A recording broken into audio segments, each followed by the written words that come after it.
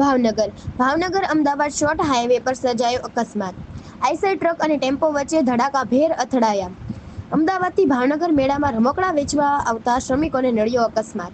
માળિયા ગામ નજીક હાઈવે પર સર્જાયેલા અકસ્માતમાં આશરે 14 જેટલા લોકોને ઈજા પહોંચી। અકસ્માતની ઘટનામાં એક વ્યક્તિનું સારવાર દરમિયાન મોત નીપજ્યું। તમામ ઈજાગ્રસ્તોને સારવાર માટે સટી હોસ્પિટલ ખસેડાયા। વિજયભાઈ પડિયાર જે ઈજાગ્રસ્ત યુવાન છે। કેમેરામેન બીજલભાઈ માલકિયા સાથે રિપોર્ટર ફિરોઝ મલિક, ભાવનગર।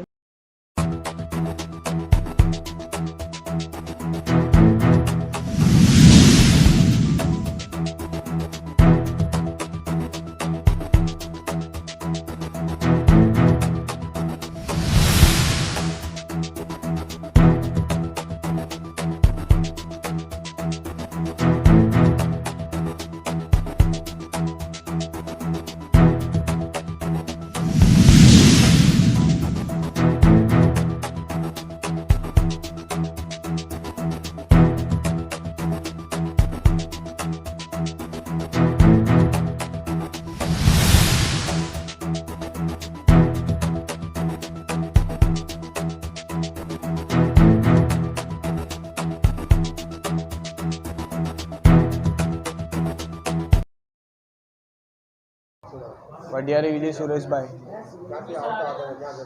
જસોદાનગર અમદાવાદથી આવતા હતા, ભાવનગર વેચવા જતા હતા।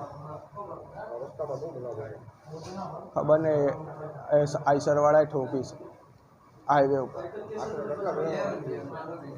બધાને વાગ્યું જ છે, 15 જણાને વાગ્યું।